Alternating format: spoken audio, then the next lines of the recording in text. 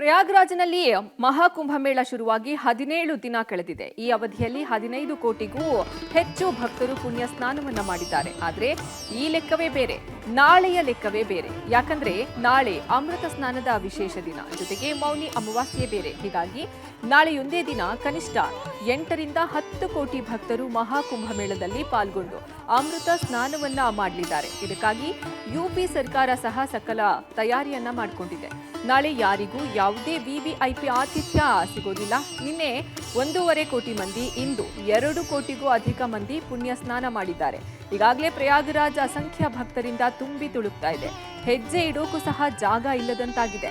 ವಿಮಾನ ಸೇವೆಗಳು ಸಿಕ್ಕಾಪಟ್ಟೆ ದುಬಾರಿಯಾಗಿವೆ. ಬೆಂಗಳೂರಿನಿಂದ ಪ್ರಯಾಗರಾಜ್ಗೆ 30 ರಿಂದ 40 ಸಾವಿರ ರೂಪಾಯಿ ದರ ನಿಗದಿ ಮಾಡಿವೆ.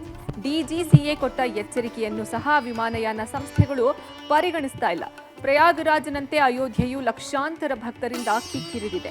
ರಾಮನೂರಿನಲ್ಲಿ ಸದ್ಯ ಕನಿಷ್ಠ ಅಂದ್ರೂ 40 ಲಕ್ಷ ಭಕ್ತರಿದ್ದಾರೆ.